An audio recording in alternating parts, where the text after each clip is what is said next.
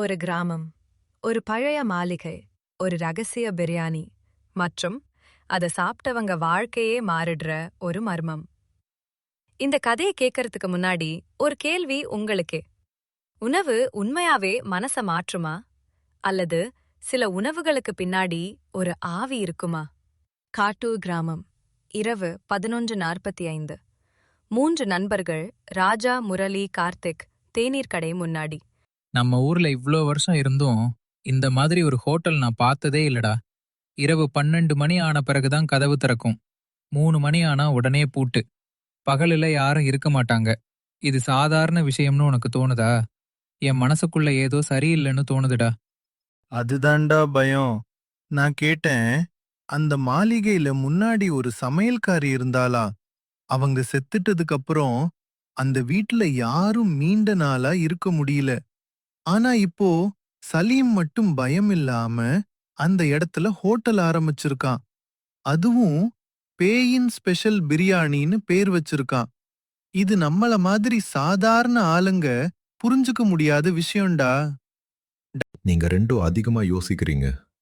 நான் சொல்றேன், நாம இன்றே போயிட்டு சாப்பிடலாம். உண்மை என்னன்னு நாம தான் கண்டுபிடிக்கலாம். பயந்துட்டு பேசுறது வேற, நேர்ல பார்த்தாதான் தெரியும். அந்த ஒரு முடிவு அவர்களின் வாழ்க்கையை மாற்றப் போறதுன்னு அவர்களுக்கு அப்போது தெரியாது. 12:05 இரவு. கதவு மெதுவா திறக்குது. குளிர்காற்று, மங்கலான மஞ்சள் லைட், உள்ள ஒரே நிழல்கள்.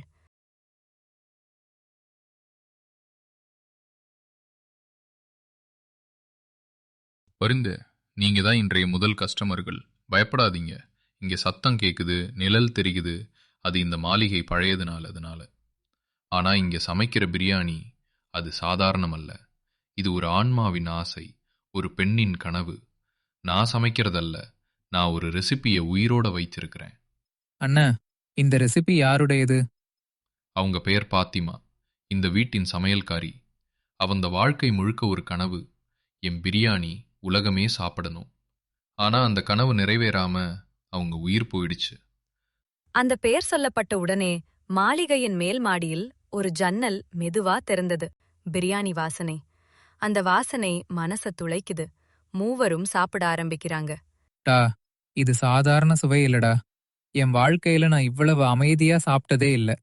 இந்த ஒரு லோடு சாப்பிடும்போது என் மனசுல இருந்த கோபம், கவலை, ஏமாற்றம் எல்லாம் கரையிற மாதிரி இருக்கு. இது எப்படி சாத்தியம்டா? அந்த நேரம் மேலிருந்து ஒரு பெண் குரல். சாப்பாடு மனசுல இருந்த காயத்தையும் மாற்றும்.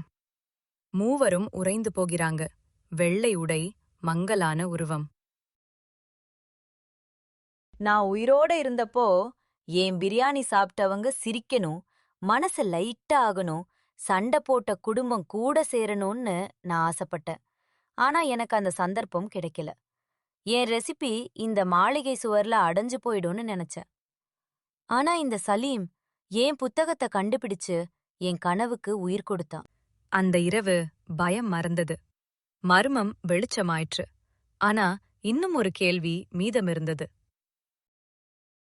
மறுநாள் மூவரும் எழுந்ததும் அவர்களுக்குள்ள இருந்த வருடங்களாக இருந்த சண்டை நினைவே இல்ல.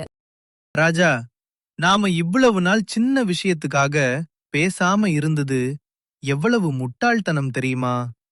நேத்திக்கு சாப்பிட்ட அந்த பிரியாணி எனக்கு ஒரு உண்மை கற்றுக் கொடுத்தது. வாழ்க்கை ரொம்ப சின்னதுடா. ஆண்டா, அது பேயின் பிரியாணி இல்ல. அது மனச சுத்தம் பண்ற பிரியாணி. சில ஆவிகள் பயமுறுத்த வராது. சில ஆவிகள் தங்கள் கனவை நிறைவேற்ற வருவாங்க. காட்டூர் கிராமத்தில இன்னும் இரவு 12 மணிக்கு ஒரு வாசனை வீசுது. அந்த வாசனை ஒரு பெண்ணின் நிறைவேறிய கனவு.